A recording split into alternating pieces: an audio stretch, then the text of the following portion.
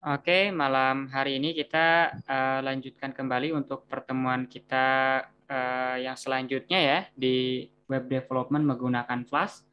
Malam hari ini sudah masuk ke pertemuan ke-8 dan kita akan melanjutkan sebenarnya bahasan yang kita bahas di pertemuan ke-7 ya terkait Chart.js dan Socket.io karena terakhir kan kita masih bahas terpisah tuh ya masing-masing Chart.js sendiri, Socket.io sendiri. Cara penggunaannya seperti apa. Nah, malam hari ini kita akan coba integrasikan bagaimana caranya uh, bisa dibilang mengupdate data chart gitu ya yang ada di browser kita yang kita lihat dari sisi server menggunakan Socket.io tanpa kita refresh gitu ya. Sehingga ini kita bisa nantinya membuat chart yang dinamis terus bergerak gitu ya kalau ada data baru akan terus update otomatis. Nah, kurang lebih yang akan kita bahas secara garis besar malam hari ini itu terkait Chart.js dan Socket.io. Nah, secara tema sebenarnya ada satu lagi yang akan kita bahas yaitu tentang HTTP API integration. Untuk yang bagian MQTT-nya kita geser ke pertemuan terakhir nanti ya di pertemuan 9.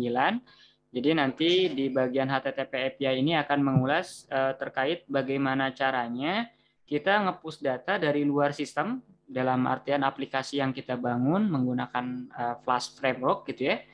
Entah itu dikirim dari sensor atau apa. Nah, itu ngirimnya itu via HTTP API. Nanti diterima datanya oleh aplikasi web app kita gitu ya yang dibangun menggunakan Flash dan bisa ditampilkan di dashboard misalkan. Contoh kasusnya untuk seperti itu. Kita bisa expose service berupa HTTP API. Nah, tapi untuk mengarah ke sana, terlebih dahulu kita akan ulas kelanjutan dari part Chart.js dan Socket.io. Untuk di part Chart.js dan Socket.io sendiri, ini ada 6 bagian yang akan kita bahas, Mas. Pertama itu tentang chart sampel ya. Karena kalau yang kita lihat, Masnya lihat juga di pertemuan ke-7, kita baru lihat penggunaan template Jinja untuk ngebantu kita gitu ya, ngerender line chart dan pie chart ya kalau nggak salah, ada 2. Nah, malam hari ini kita akan tunjukkan semua varian chart yang disupport Chart.js. Terus kita tampilin bagaimana apa namanya makronya gitu ya, template-templatenya, cara manggilnya dan seperti apa data yang dimasukkan dan lain sebagainya. Setelah itu kita akan belajar mengintegrasikan antara Chart.js dan Socket.io. Jadi tadi chart yang kita miliki di dashboard gitu ya bisa diupdate datanya menggunakan Socket.io. Lalu di bahasan ketiga kita akan membahas terkait multiple data series ya. Misalkan ada berapa lebih dari satu line data gitu ya di dalam sebuah chart. Terus juga duanya juga diupdate bersamaan oleh Socket.io gitu ya. Nah, ini nanti kita akan bahas. Terus yang nomor 4 ini adalah Unified Chart Control gitu ya. Jadi kita akan bikin kayak semacam button control untuk start stop streaming data atau nge-clear data dan lain sebagainya, atau sebatas kayak ada icon notifikasi ini connected atau disconnected gitu ya ke socket IO-nya gitu ya. Jadi secara experience kita pas lihat dashboard tahu oh ini lagi streamingnya online gitu ya, connect ke socket IO server di sisi servernya. Nah, terus yang kelima akan kita bahas terkait integrasi dengan SQL Alchemy. Ini sebenarnya kita udah bahas di pertemuan ke-7 ya. Kita refresh lagi di part ini terkait bagaimana select dari atau query data dari data model yang ada di SQL Alchemy gitu ya. Terus kita insertkan datanya itu ke dalam chart. Yang keenam ini adalah persistent message. Kalau persistent message ini nanti kaitannya dengan Socket.io ya, bagaimana caranya tiap message yang dikirim atau yang diterima oleh si Socket.io itu kita taruh atau simpan di dalam database gitu ya. Nah, sehingga nanti kalaupun misalkan nih kita punya data yang di-push dari server ke klien ya, ke browser gitu ya, Mas, berupa data chart gitu ya. Kalau kita nggak pakai persistent, nah ketika kita refresh browsernya kan datanya pasti bakal hilang. Nah, di bagian ke-6 ini kita akan bahas bagaimana kita save juga ke database dan juga bisa ngupdate ke chart. Sehingga walaupun kita refresh, datanya tetap seperti terakhir sebelum di-refresh gitu ya, masih ada. Nah, kurang lebih itu semua yang akan kita bahas di bagian Chart.js dan Socket.io. Oke, kita bahas pertama dari yang chart.js chart sample ya. Nah, ini ada di folder sampel pertama, all chart.js sample. Jadi ada beberapa template nih Mas, ini yang bisa dilihat gitu ya. Ini ada available, bisa diakses di folder template, widget chart di folder chart sample ini gitu ya. Nah, di sini saya udah siapkan ada mulai dari bar chart, donut chart, Gaug gitu ya. Gaug itu kayak yang ada kayak speedometer gitu ya. Horizontal bar chart gitu ya, line chart dan pie chart gitu ya. Ini ada sebenarnya dari sini saja untuk line chart kan kita bisa modifikasi jadi line chart time series gitu ya. Pie chart juga bisa jadi macam-macam gitu ya bentuknya. Tapi esensialnya basicnya itu adalah elemen-elemen chart ini. Nah, ini kita bisa gunakan atau kita tampilkan di dalam template yang kita punya. Contohnya seperti di pertemuan ke-7, kita punya template yang index.html ya, yang untuk dashboard gitu ya. Nah, untuk ngerender chartnya itu kan cukup gampang. Tinggal kita panggil seperti ini gitu ya. Nah, di sini ada nama ke template-nya kita import, ada makronya gitu ya, terus makronya itu kita render seperti ini, render line chart contohnya kalau ingin merender line chart seperti yang sebelumnya kita pelajari di pertemuan ke-7 gitu ya. Nah, ini contohnya part untuk render line chart yang nanti tampilannya akan seperti ini yang ada pada halaman index.html. Nah, untuk itu juga jangan lupa sama seperti sebelumnya juga gitu ya. Untuk data yang di feeding ke dalam si chart di sisi template gitu ya, ada beberapa variabel yang perlu kita isi gitu ya. Mulai dari isi datasetnya, labelsnya dan lain sebagainya. Ini persis seperti yang sebelumnya. Nah, cuma selain line chart ini juga ini kan line chart time series ya. Karena sisi aksis X-nya gitu ya, dia berupa deret waktu. Nah, yang selanjutnya juga bisa untuk line chart biasa ya, bukan time series. Kalau bukan time series dia antar titik datanya itu dia sama. Kalau time series kan bisa kadang-kadang gejlok gitu ya kayak gini karena tergantung titik datanya ada di jam kapan. Terus juga yang varian bulat-bulat gitu ya kayak pie chart, ini donut chart ataupun Gaug gitu ya. Ini disupport juga ada template-nya. Jadi kita tinggal panggil mirip dengan cara seperti ini. Tinggal masukin chart datanya saja gitu ya, langsung ke generate menjadi seperti chart yang kita pilih gitu ya template-nya. Juga ada bar chart ya, ini horizontal bar chart, ada juga yang bar chart standar gitu ya. Ini kita bisa tampilkan seperti ini di ukuran yang lebar ataupun yang sempit juga dia by default responsive. Nah, untuk melihat resultnya ini kita coba running aja ya. Ini kita tinggal running yang di folder 1 run.py-nya.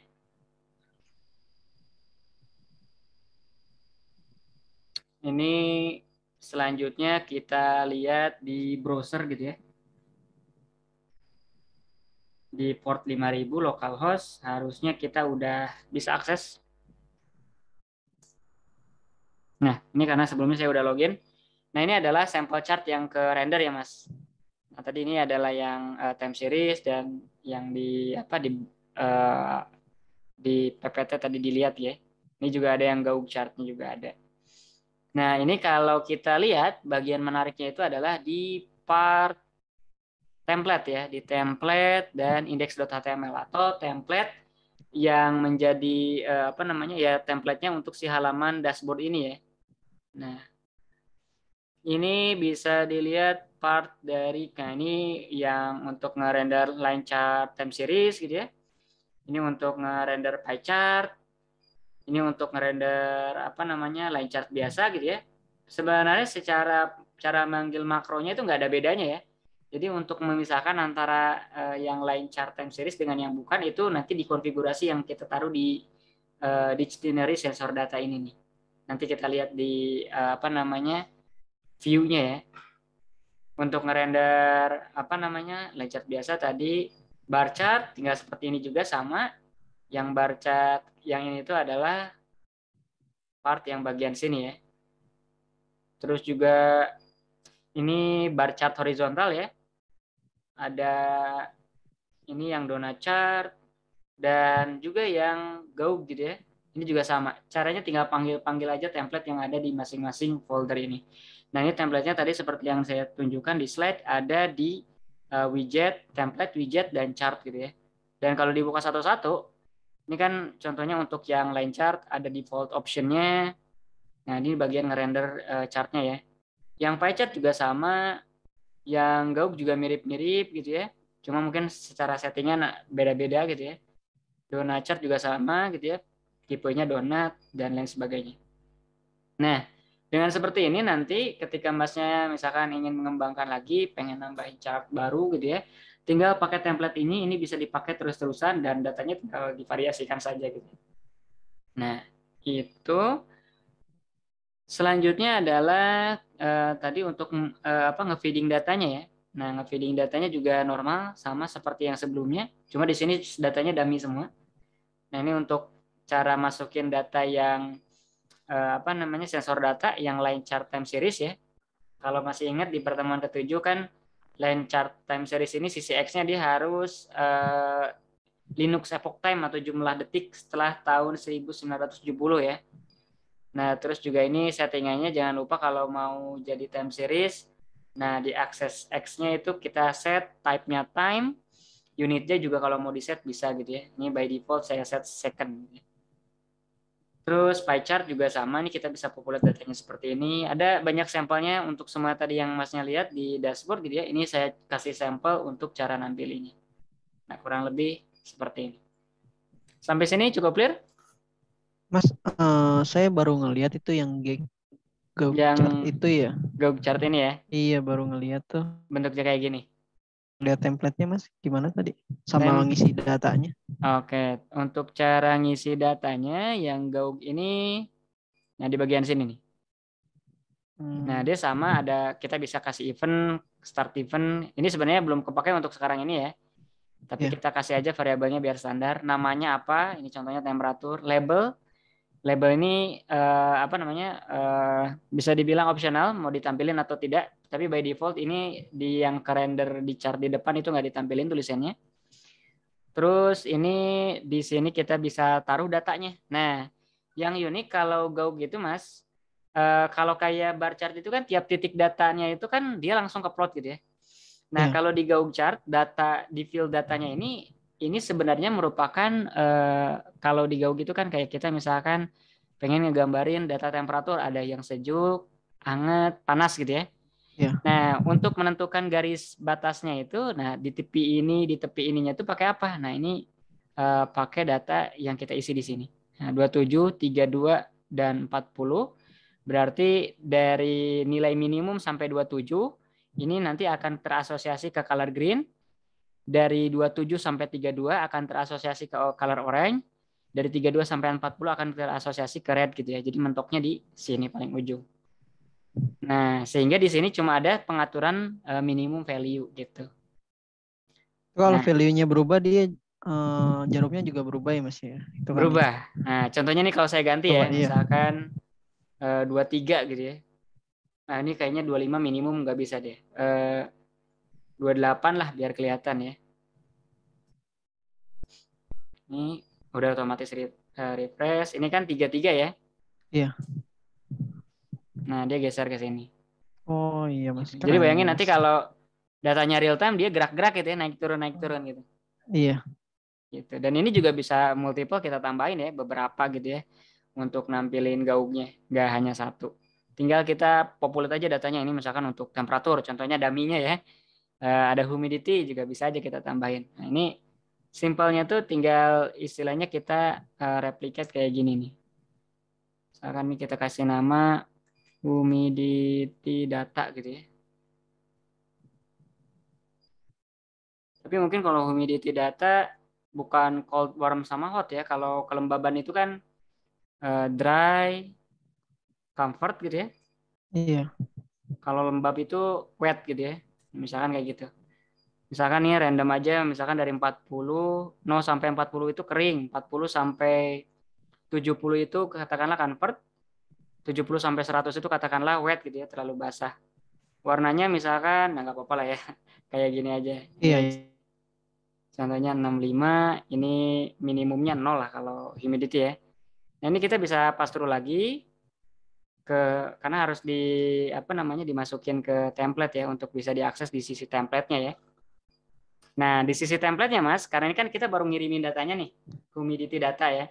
Nah, di sisi template-nya, jangan lupa ya template-nya, karena ini home.py ini kan template-nya itu si index.html. Nah, kita tinggal copy aja nih, Mas. Ini seblok ini nih ya. Seblok ini, paste di sini, kasih nama misalkan humidity. Humidity, ini humidity data ya.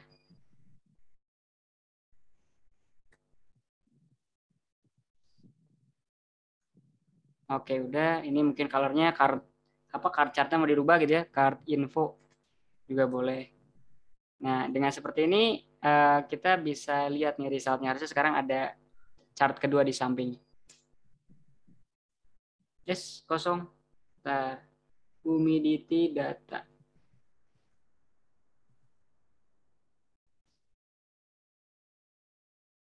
Humidity data, humidity data. Oh, ada yang sama kayaknya. Oh iya, namanya nih Data. sama Nah, nih harusnya iya. humidity ya. Nah, itu tuh kalau beda dia apa namanya? Jadi Iya. dianggapnya udah kerender ya. Make sense sih, karena seriesnya kan Iya, Mas. satu. Nah, ini yang harus di ini ya, dipastiin. Gitu susahnya saya bikin chart ini kalau error gitu nggak ada ini loh Mas, nggak ada warning Gak salahnya ada di mana warning. gitu. Karena kalau biasanya kalau JavaScript itu adanya di inspect elemen, Mas. Iya. Nah, harus kita lihat ke sini nih, baru apa baru ketahuan. Tapi kadang juga errornya itu nggak terlalu gampang dipahami gitu. Iya, Gitu. iya Mas. Nah, ini nambah kayak gini ya. Nah, kurang lebih kayak gitu. Nah, ini Mas, kan ya maaf Mas. Ini maksimalnya sampai 100 aja ya. 100 mentoknya. Nah, ini Iya. tergantung di sini nih kita aturnya. Minimumnya itu Oh, yang kita set di sini, oh iya ya. maksimumnya itu adalah yang paling ujung di data gitu ya. Iya Kalau ini ya. saya set katakanlah 200, ya dia bakal apa namanya berubah ke 200 gitu ya. Nah, ini jadi kurang dari Oh 200 iya. sampai 70 gitu ya. Iya Mas, oke Mas. Oke. Dan juga sebenarnya di beberapa kasus bisa ditampilin ininya nih, apa namanya kalau nggak mau angka gitu ya, cuma dia nggak bisa barengan ya, karena mungkin nggak muat.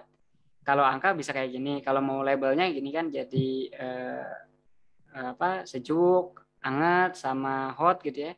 Ini bisa juga di opsinya itu ditampilin si ininya nih, si labelsnya. Dengan cara kita mengoverride settingan atau konfigurasinya. Cuman itu di beberapa kasus suka ngebug. Jadi malah nanti si jarumnya nggak gerak. Jadi mendingan kalau menurut saya tetap Tapi ditampilin angka lebih aja. itulah kayak gitu lah ya, Mas. Jadi ada ini Iya sih benar. Karena kalau secara di bawah 200 label itu iya. udah diwakilin warna lah gitu ya. Iya, iya. Oke. Oke, cukup lihat. Clear Mas. Oke, kita lanjut ya. Ya. Nah, dari barusan kan kita tahu contoh-contoh penggunaan template yang udah disediakan, yang lumayan banyak lah ya. Kita bisa gunakan untuk aplikasi yang kita pakai dan cara penggunaannya pun sesederhana itu gitu ya. Eh, Tambah siapin datanya di sisi view-nya, template-nya jangan lupa ditangkap, di render untuk jadi chart gitu ya. Nah, cuma yang seperti Masnya lihat, yang dilihat di sini kan, ini kalau mau datanya saya tadi update ganti gitu ya, harus kita Hmm. refresh baru kelihatan datanya berubah gitu ya. Iya. Nah, kita pengen diemin, katakanlah mungkin nanti ada gimana gitu ya. Jadi datanya itu mengalir sendiri gitu ya tanpa kita harus apa-apain. Jadi benar-benar kayak dashboard real time lah. Nah, untuk itu kita akan kombinasikan chart JS-nya dengan socket IO. Nah, di part selanjutnya. Nah, tapi sebelum memahami konsep bagaimana kita integrasiin sama si chart socket socket IO sama si chart JS, diagram integrasinya itu kurang lebih kayak gini, Mas. Jadi kan seperti biasa nih antara socket IO yang di sisi JavaScript itu kan pasti nempelnya di template ya, Mas. Dengan socket IO yang di sisi Flash-nya yang di sisi server side. Nah, ini saya gambarkan jadi dua blok seperti ini. Nah, ketika apa namanya chartnya ingin real time gitu ya, dikirimin data dari server ke dalam template. Nah, ini saya sediakan satu tombol button untuk start, Mas. Jadi harapannya si button start ini nanti ketika diklik, nah dia akan memanggil atau mengemit message ke dalam sisi server gitu ya. Jadi nge-emit message ke server menggunakan socket IO tentunya, socket IO JavaScript. Di-emit, Nah, terus di server itu ada socket IO event handler. Nah, seperti yang kita kemarin bikin ya pakai dekorator add socket IO-nya itu gitu ya. Iya. Nah, kalau masuk ketemu nih, oh ada request untuk start start kirim data nih ke sisi browser. Nah, baru dia emit data. Nah, dia emit data dari sisi server ke event yang ada di katakanlah target browser gitu ya misalnya. Nah, dia bakal dikirimin, terus diterima nanti message yang dikirim, yang diemit dari sisi view-nya ya atau servernya. Udah diterima. Nah, terus di sini kalau udah di receive data ya update chart lah atau ngapain, pokoknya datanya udah nyampe di browser itu bebas mau ngapain gitu ya. Nah, contohnya udah nerima. Nah, kalau udah nerima, request lagi yang baru gitu ya. Sehingga nanti ketika ada request lagi yang baru, nge-emit lagi nih ke sisi server, server bisa emit balik. Jadi ini mirip seperti skemanya pingpong nih, Mas. Udah ngirimin ke browser, browser request lagi data gitu ya. Nah, kurang lebih kayak begini. Nah, ini adalah skema bisa dibilang nggak pure servernya nge-push, tapi ada request respon yang diakomodasi sama si socket IO gitu. Iya, Nah, Mas. ini gimana caranya kita apply ke ke yang folder kedua ini? Nah, pertama kita harus menyiapkan sebuah template baru, Mas. Jadi template barunya ini yang bisa membantu kita untuk mengakomodasi penerimaan data dari socket I/O gitu ya dari sisi server ke browser dan juga membantu dari sisi browser nge-push data ke sisi server atau ke socket I/O-nya. Selain itu juga ketika ada data masuk gitu ya ke sisi klien, dia juga bertugas untuk nge-update data tersebut ke chart objeknya atau katakanlah kalau ada line chart ya berarti nambahin satu titik data ke line chart tersebut. Nah, karena part ini kan pasti bakal berulang nih Mas untuk semua, katakanlah kita punya 3 chart, berarti melakukan hal yang sama gitu kan, dia bisa dengerin ke socket I/O yang ada di server, kalau udah dapet update ke line chart. Ada juga yang untuk dengerin data pie chart, terus kalau udah dapat datanya update ke pie chart, gitu kan. Bakal Iya. ada banyak redundan. Daripada kita coding satu-satu dan bisa jadi nggak standar nantinya, kita kumpulin semuanya, kita standarin, kita bikin sebuah template namanya chart control, Mas. Nah, chart control ini lokasinya masih sama gitu ya, ada di template, widget, dan chart, Mas nih. Sekarang ada untuk chart control. Nah, chart control ini apa? Gitu ya, bentuknya seperti apa nih? Karena ini kan template, pasti kan ke-render jadi UI ya. Nah, Iya. dia ketika di-render bakal jadi apa gitu ya. Nah, ketika si chart control ini di-render, nah dia akan bentuknya seperti ini, Mas. Dia akan memberikan kita beberapa button yang bisa kita gunakan untuk ketika diklik, nah nge-start real time socket I/O ngirimin data dari server ke browser sesuai skema yang di sini gitu ya. Makanya di sini tadi ada penjelasan start button, Mas. Start. Nah, kalau udah di start ya udah selanjutnya di-handle sama si chart control ini, nerima data dari server, ngupdate-nya ke si objek chartnya dan lain sebagainya gitu ya. Nah, selain itu juga selain button play atau start, ada juga button stop. Ini mengakomodasi kalau mana kita pengen menghentikan proses streaming gitu ya, nggak diterima dulu gitu data yang dikirim dari server. Dan juga ada button clear ya. Kalau clear ini hanya untuk nge-clear chartnya nih. Kalau line chart kan udah panjang, pengen dihapusnya itu bisa diakomodasi dengan button ini. Nah, selain itu juga di sisi kanannya nih Mas ada time, ada jamnya lah gitu ya. Jadi last receive-nya kapan. Untuk ngebantu kita juga kalau misalkan update-nya lama nggak ada perubahan, jadi ketahuan ini terakhir connect-nya ke si socket I/O server di jam berapa gitu ya, disconnect-nya kapan juga kelihatan di jam ini. Nah, ini kalau connect dia warnanya hijau, kalau disconnect nanti warnanya abu-abu. Nah, ada icon-nya gitu ya. Gitu. Nah, ini si elemen ini Mas, si elemen ini tuh di-render atau tersedia di chartcontrol.html. Jadi tinggal kita panggil tuh ke template yang kita punya, misalkan di index.html. Apa sih isinya detailnya, ini cuplikan singkatnya gitu ya. Kalau kita buka isinya, nah kurang lebih lumayan kompleks gitu ya. Tapi ini sebenarnya bagian yang tadi Masnya lihat di depan ada 3 button, ada ini bagian untuk nampilin waktu dan icon connected-nya gitu ya, connected disconnect.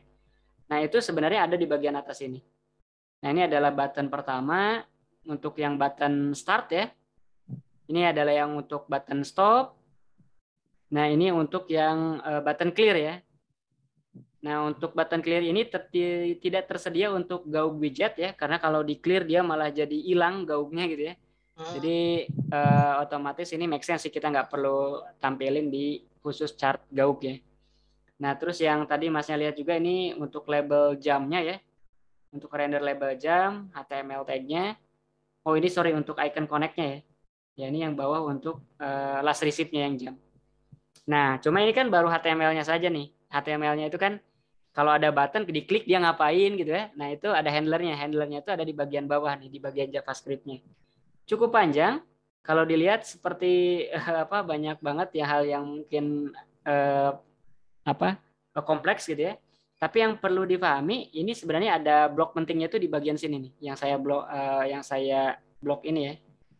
Nah, ini adalah bagian di mana soket I/O dari sisi browser itu nge-listen gitu ya ke event yang dikirimin dari sisi server. Nah, eventnya ini apa nih? Eventnya ini kalau kita ingat Mas, kalau kita ingat tadi sekilas ditunjukkan di bagian view-nya.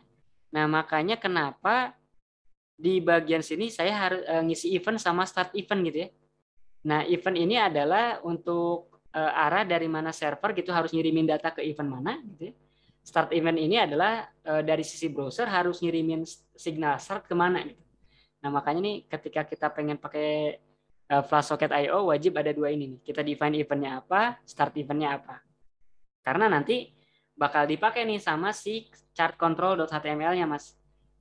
Dia akan ngelisten di event yang dikirimin dari sisi server gitu ya. Oh, ada nih data dari sisi server. Nah, selanjutnya dia ngeprint di sini, ngeprintin ke konsolnya browser gitu ya. Habis itu dia ngelakuin update lah. Nah, ngelakuin update-nya itu adalah ke window chart-nya. Yang ada untuk ngupdate data gitu ya, ada untuk nambah kalau nambahin data juga bisa gitu ya. Karena bisa aja kan data yang kita kirim dari server itu bukan nambahin tapi memodifikasi data sebelumnya gitu ya. Misalkan kalau contohnya time series kan pasti nambah terus ya Mas. Iya. Tapi kan kalau kayak pie chart itu bukan nambah elemen pie chart-nya tapi bisa jadi misalkan yang tadi di satu segmen pie chart-nya misalkan yang data apa gitu ya, T-nya 30 jadi 31 gitu ya. Itu kan ngupdate datanya yang 30 jadi 31. Nah, jadi makanya ada beragam variasi lah. Nah, ini tuh ditentukan nanti dari data yang kita kirimkan dari server gitu ya. Apakah untuk ngupdate ataupun untuk nambahin data baru. Nah, kurang lebih kayak gitu. Nah, terus di bagian bawahnya nih untuk ngupdate last receive-nya gitu ya. Tadi yang jam di sini gitu ya. Nah, ini sebenarnya ngambil dari jam JavaScript ya. Terus kita convert ke local time string, kita update ke tag yang last receive di bagian atas. Sehingga nanti di sini tuh bakal nampilin jam aja gitu ngupdate siap ada datang data yang update ke sini. Karena kan ini benar-benar dijalankan pada saat soket I/O-nya receive message dari server. Nah, kalau blok di bawahnya yang tiga ini adalah function untuk menghandle klik button start, stop, dan clear gitu ya. Seperti yang pernah didemoin juga pas bagian soket I/O di sebelumnya ya. Walaupun memang yang sebelumnya function handlernya sederhana ya. Kalau di sini kan ada untuk connect, emit, ada untuk manipulasi properti. Nah, ini mungkin tidak perlu dihiraukan dulu karena ini perlu belajar jQuery kalau untuk detailnya ya. Tapi kalau Masnya familiar dengan jQuery ini mungkin bisa ketahuan ya cara untuk nge-disable button, nge-enable button. Karena logisnya kalau kita klik tombol play ya Mas, otomatis selanjutnya kita nggak bisa klik tombol play lagi ya, ke disable. Iya. Nah, baru si tombol stopnya yang enable untuk bisa kita klik. Nah, kurang lebih isinya si chart control itu Mas.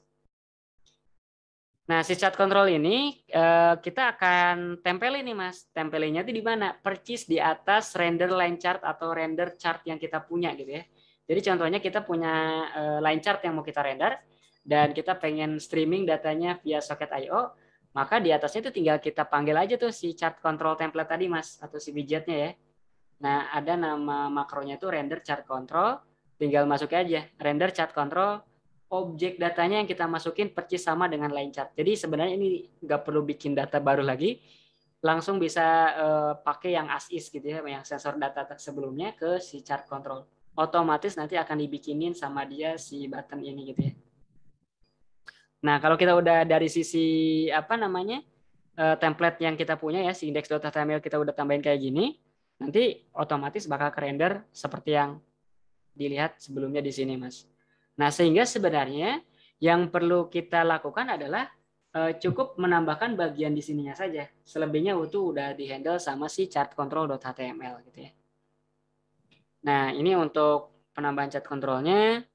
Nah, cuma kan seperti yang Masnya lihat di depan gitu ya, dari sisi view-nya gitu, dia harus ada mekanisme untuk ngelisten di event start atau apa namanya, ya start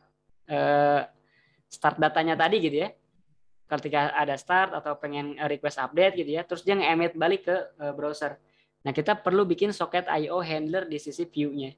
Nah, di sini contoh yang saya implementasiin di sisi home.py di bawah root yang home-nya ya, Mas. Nah, kita tambahin socket IO handler. Nah, ketika ada dari browser ngirim ke event ini nih, start sensor history event. Nah, ini bebas saja namanya apa ya, tapi harus sesuai dengan yang kita setup di data yang kita kirim ke browser gitu ya. Nah, di sini saya bikin apa namanya random jam, ya jam sekarang gitu ya. Y-nya ini random value gitu ya, untuk demo aja. Kalau udah bikin datanya, nah untuk update data tuh cuma kayak gini doang, Mas.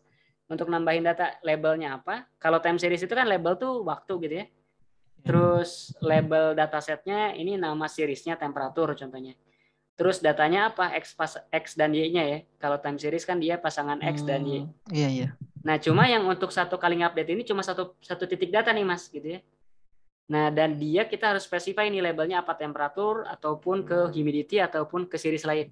Kalau kita malah bikin nama series baru, maka itu akan jadi line baru tuh nanti di chartnya gitu ya. Gitu.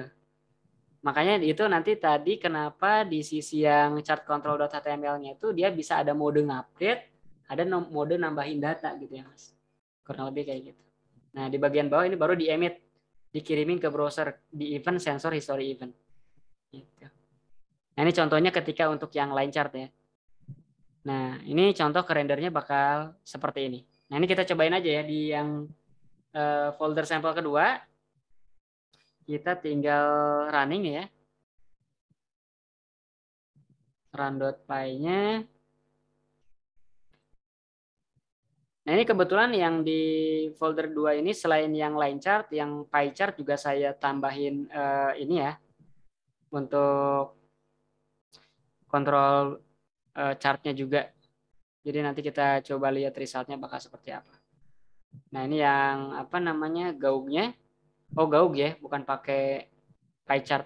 Ada 2 gaug yang saya tunjukin, temperatur, history, sama apa nih? Oh, gaugnya 1. Ini yang untuk gaug temperatur dan ini untuk line chart gitu ya. Temperatur history. Nah, kita lihat ya. Resultnya bakal seperti apa. Ini saya refresh, belum ada control button ya. Dan di sini masih yang sampel tadi. Oke, nah ini bisa dilihat di atasnya, Mas, ada tombol play, remove, stop sama clear ya. Dan di sini abu-abu nih, belum connect. Kalau saya klik di sini, nah dia mulai gitu ya, ngirimin data ya. Kalau kita lihat di sisi di sisi servernya dia ada console message ngirimin data ke klien. Nah, yang dikirimin ini bentuknya dictionary, bentuknya kayak gini ya, Mas. Iya, iya. Ini yang tadi kita lihat. Nah, di sini nih, yang kita bangun di sini. Nah, ini bebas aja yang mau kita isi apa, yang penting yang sesuai struktur yang disupport sama si Chart.js ya. Tadi ya bisa ngeset border color, background color, bebas aja. Nah, ini dikirim kayaknya nih sleep tiap 1 detik ya. Nah, dia terus nambah. Kalau kita stop, nah dia berhenti. Di sisi server juga bakal berhenti ngirim datanya, Mas. Gitu. Dia nggak terusin karena ada signal stop dari sisi browser. Kalau Masnya perhatiin kan, di sini dia ngecek nih.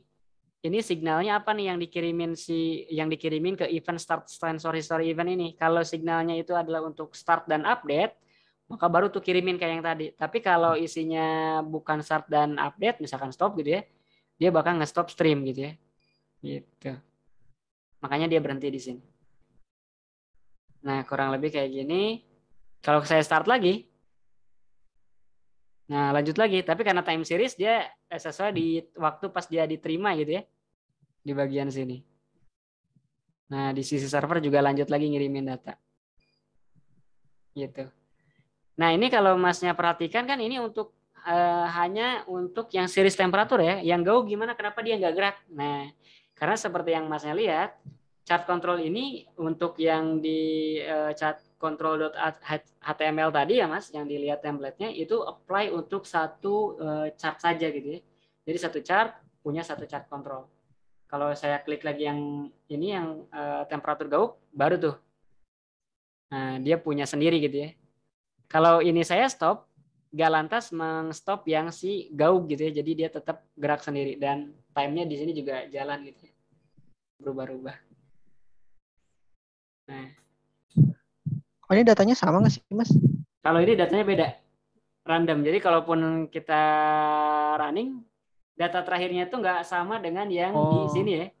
Karena Iya, kalau iya. Masnya perhatiin, untuk apa namanya yang apa soket I/O handlernya ya, untuk yang sensor history, untuk yang line chart data yang diupdate kan dia random sendiri di sini.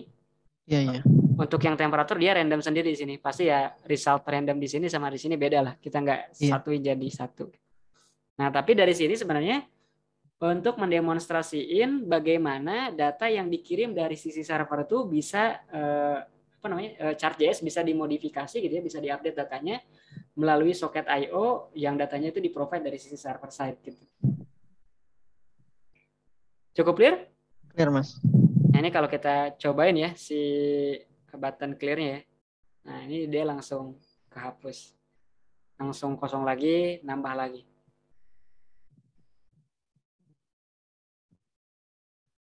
Oke. Iya, Mas. Kita lanjut? Lanjut, Mas. Oke, nah dari sini kan kita udah lihat ya possibility untuk ternyata integrasinya itu bisa dibilang lumayan mudah gitu ya. Sebenarnya di balik kompleksitas yang ada di dalam chart control.html yang perlu kita aware adalah part di mana kita nambahin apa namanya makro render chart controlnya di atas widget chart yang kita punya gitu ya. Terus kita tambahin socket I/O event handler. Bebas di sini kita put updatean data yang mau kita pengenin kayak gimana gitu ya. Ikutin strukturnya si chart.js.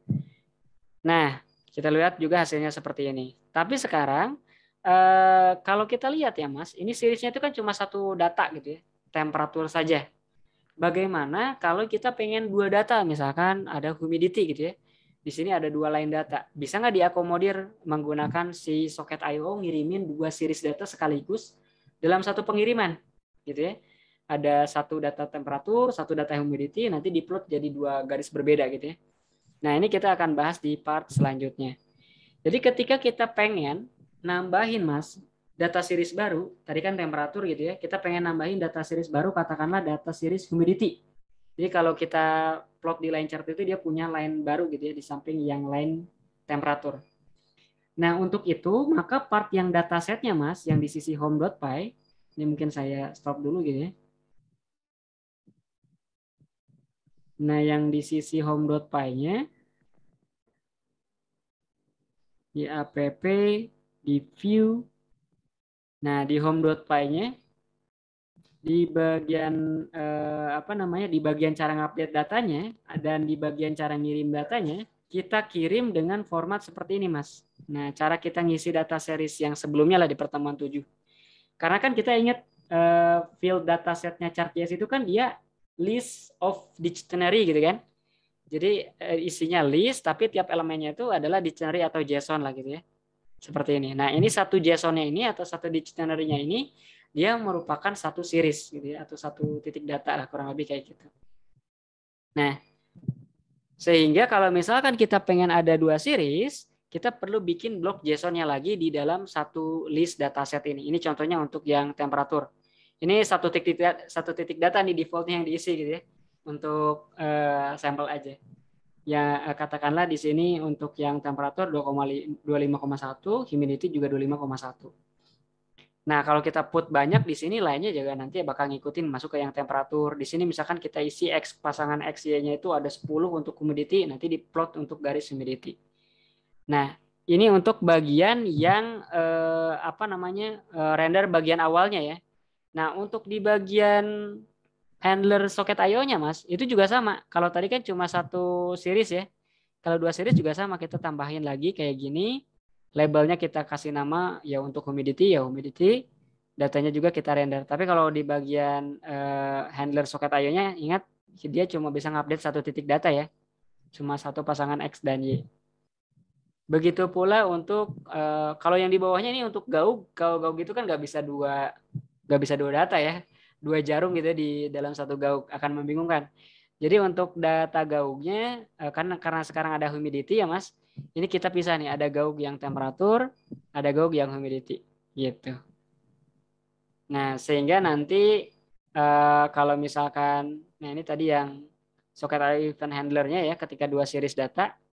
Nah, ketika kita running nanti akan ada 2 series data seperti ini. Dan ini 2 titik datanya itu atau 2 seriesnya ini dikirim langsung dari server via Flash Socket I/O.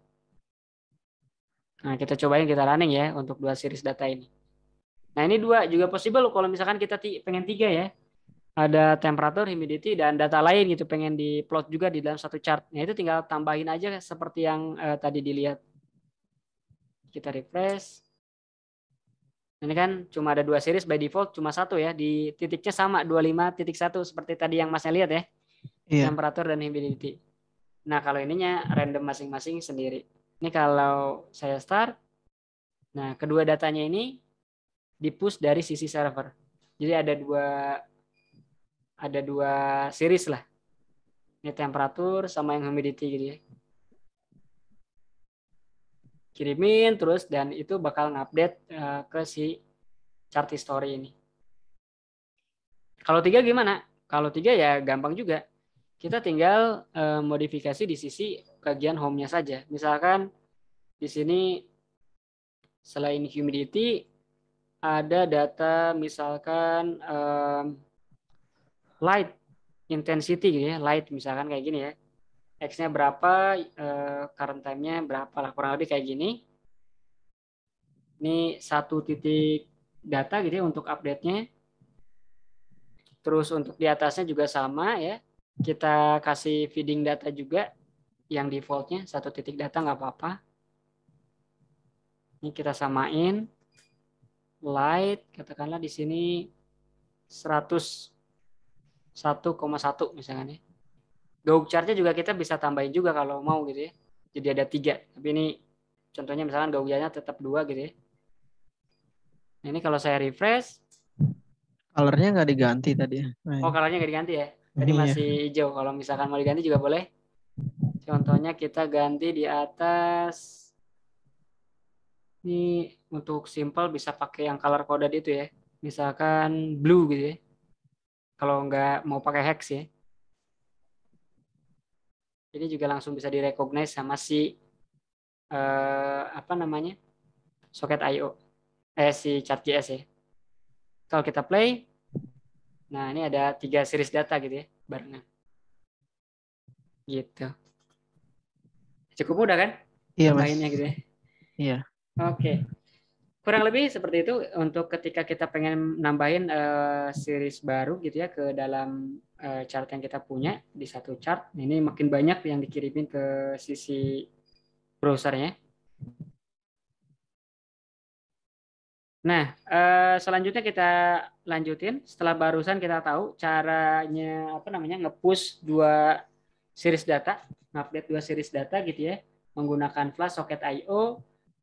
Dan ini kan kita lihat juga tadi hasilnya ya di sini. Nah, sekarang Mas, kita akan berbicara tentang bagaimana caranya menggabungkan chart control yang kita punya. Karena kalau Masnya lihat ya Mas, dengan implementasi yang kita punya sebelumnya yang pakai chart control.html, itu kan masing-masing chart control itu dimiliki untuk satu chart ya, satu chart untuk satu chart control gitu kan. Kalau ada chart lain, misalkan gaug, ada satu chart control. Ada gaug lagi, ada chart control lagi. Bayangin di bawah masih ada chart lagi, berarti masing-masing punya chart control sendiri gitu kan. Akan ribet kalau misalkan kita pengen kayak gini, misalkan masing-masingnya itu kita pengen play semua gitu ya, di waktu bersamaan. Kita harus klik satu-satu kan, untuk play gitu kan. Nah itu repot biasanya. Tapi kadang-kadang juga kita katakanlah cuma pengen satu aja yang bisa streaming, nah berarti yang pakai chart control biasa cukup, karena tinggal tempelin, dia cuma ngarah ke satu chart gitu. Tapi kalau semuanya pengen kita socket I/O kan gitu ya, bisa diupdate datanya. Berarti ini yang akan kita bahas sekarang nih, unified chart control, atau chart controlnya itu yang bisa mengagregasi atau menggabungkan semua atau mengontrol semua chart yang ada di dalam template yang kita punya. Nah, gimana caranya kita bisa mengontrol start, stop, dan clear data gitu ya, chart yang ada gitu ya dari satu titik untuk semua chart yang kita punya di template. Nah, jadi nanti kita akan menggunakan ini Mas, template baru namanya tuh Unified Chart Control. Nah, kalau chart control kan yang satu chart untuk satu chart control.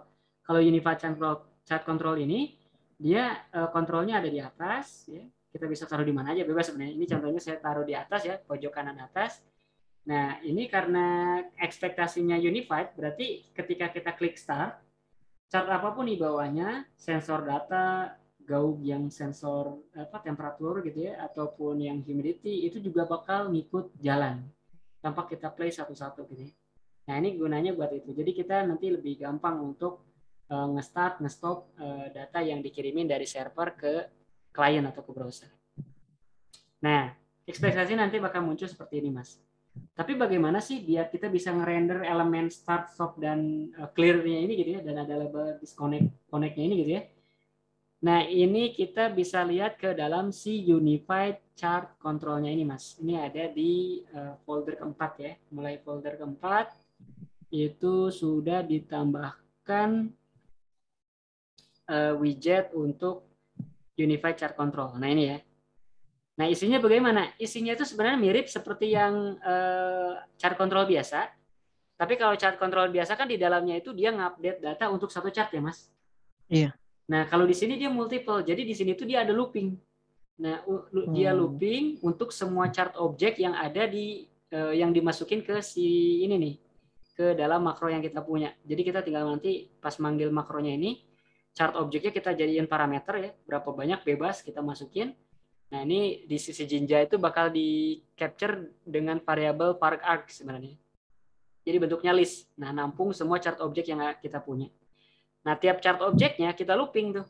Kita looping, kita cek ini update data atau enggak, ada datanya atau enggak, terus kita insertin kalau ada data baru gitu ya, dan lain sebagainya. Nah, pas kita nge-start, nge-stop button juga sama tuh, Mas. Nanti dia bakal ada nge-looping lagi tuh. Dan dia nge-loopingnya itu untuk semua chart objek yang ada gitu ya. Kalau misalkan ada dua chart yang dikontrol gitu ya, gaug dan line chart, maka dia akan nge-emit dua kali, ke event startnya gaug dan ke event startnya line chart gitu kan. Nah, stop juga sama, dia akan melakukan emit ke sebanyak chart yang available gitu, di attach ke dalam sini. Untuk clear juga sama, dia bakal nge-clear untuk yang part bisa di-clear gitu ya. Kurang lebih kayak gitu. Nah, cukup clear sampai sini? Iya, Mas. Nah, dengan kayak begini kan cara main selanjutnya kan mirip-mirip ya. Cuma si Unified Chart Control ini tinggal kita pakai satu kali aja di template yang kita punya. Nah, contohnya untuk cara pakai si ininya ya, si Unified Chart Control-nya ini, kita tinggal panggil template-nya ya, Mas. Kita tinggal panggil widgetnya si Unified Chart Control. Nah, di sini ada makronya namanya render Unified Chart Control. Masukin aja nih chart objeknya. Karena tadi seperti yang kita existing punya nih ada 3 chart ya, Mas. Iya. Line chart, gaug ada 2. Masing-masing chart objeknya ini, masing-masing chart objeknya tersebut itu kita masukkan ke dalam si makronya. Kalau Masnya misalkan pengen ngontrol 4 atau 5 chart, berarti tinggal append aja koma apalagi gitu ya. Tinggal masukin kayak gini. Itu otomatis nanti sama si render Unified Chart Control-nya ini akan di looping, dicek, disesuaikan, ada yang update data dan lain sebagainya lah gitu ya. Gitu. Jadi bedanya si yang Unified Chart Control ini buttonnya cuma satu, tapi ketika diklik dia ngupdate-nya itu ke beberapa chart yang di-define atau yang di-assign di sini gitu ya. Makanya dia bisa tahu ini mana yang harus di stop, mana yang harus di start gitu ya. Dikontrolnya dari sini. Cukup clear? Clear, Mas. Nah, ini kita pasangkan di index.html. Nah, sehingga nanti resultnya kayak gini. Ini kita coba liatin hasilnya ya. Untuk yang di folder keempat ini, Mas. Running.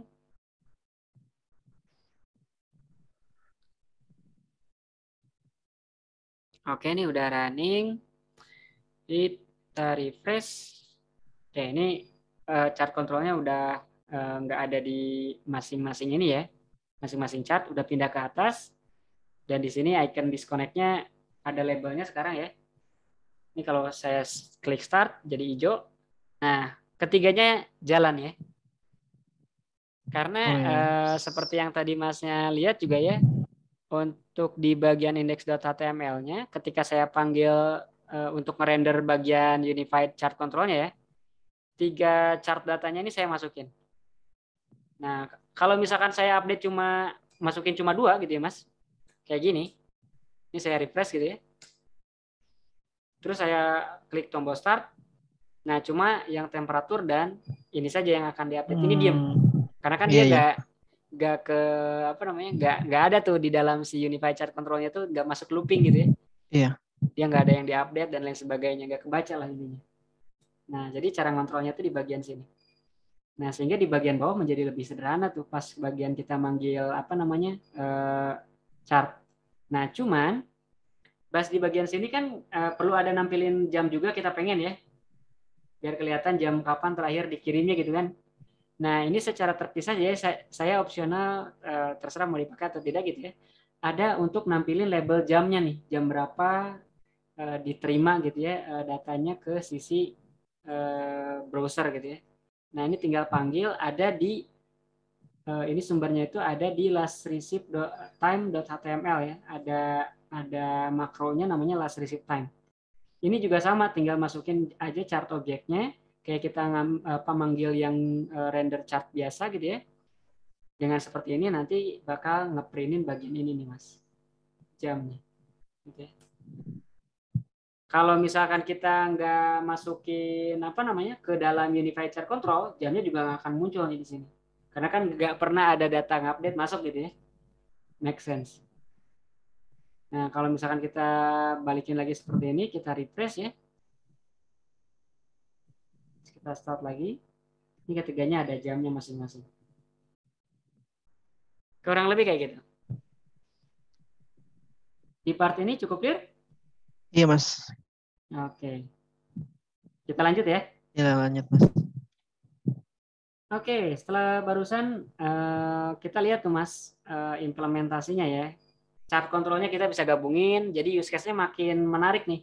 Bisa masing-masing chart juga boleh, kalau misalkan memang kebetulan cuma satu chart ya. Kalau multiple, worth it pakai yang unified chart control ini. Iya. Nah, sekarang kan kalau Masnya lihat sebelumnya implementasi yang kita jalanin Mas, datanya itu data dummy semua ya. Iya. Kalau Masnya perhatiin di view untuk yang folder keempat aja, sampel keempat, di home.py-nya ini semuanya itu data dummy. Ada yang generate random, ada yang static value kayak begitu gitu ya. Nah, ini kita juga sebenarnya bisa kita gabungin dengan SQL Alchemy. Jadi data yang digunakan atau yang kita write ke dalam chart itu adalah data yang eksis di database SQL Alchemy gitu ya, di SQLite atau di MySQL yang kita pakai. Iya. Nah, ini sebenarnya sama seperti yang pertemuan sebelumnya di pertemuan ke-7 ya. Cara kita ngintegrasiin antara SQL Alchemy dan Chart.js. Ya biasa, atasnya kita bikin base query, nge-query ke ini kan masih ingat kita punya model sensor ya, isinya yang ada field name, device node, value dan time itu ya. Ini kita query datanya kalau ada, terus kita feeding resultnya itu kita masukin ke dalam apa namanya chart datanya ya, ini untuk yang line chart si sensor data. Nah, ini selebihnya sih sebenarnya ini bagian ini tuh mirip banget dengan pertemuan ke-7, hanya untuk refresh saja. Dan juga di bagian soket IO-nya ya, kalau di sini masih yang random ya. Jadi nanti di part depan baru kita mungkin part terakhir ya, pas bagian integrasi dengan HTTP API gitu ya, kita ganti dari push data beneran. Nah, kalau di sini untuk soket IO-nya kita masih data random kayak gini. Tapi untuk yang data dari sisi pas pertama kita akses si browser gitu, kita load dashboardnya itu udah ngambil dari si SQL Alchemy.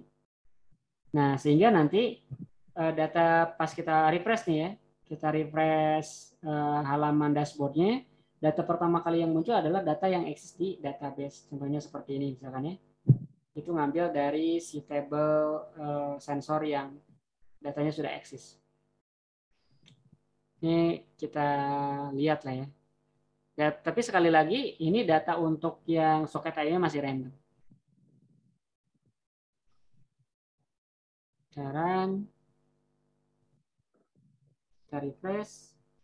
Ini ada data kayak gini. Ini ada humidity ada 2 titik, temperatur ada 3 titik ya. Kita lihat. Nah ini ya. Ini karena per page-nya ada 3, mungkin kalau mau dilebarin bisa aja ya. Mas, kalau masih ingat ini masnya di view sensors ya. Nah di sensor kalau mau ngelebarin, nah max per page-nya ini jadi 10 lah boleh.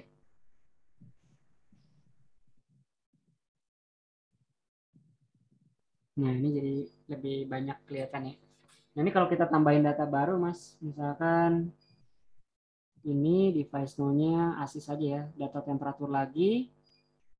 Misalkan itu tadi jam berapa ya biar nggak gejolak banget nih. Nah 25, 17, 30 gitu ya. 28 derajat submit. Ini 11.25, oh kebetulan tanggal 25, 17.30 gitu ya.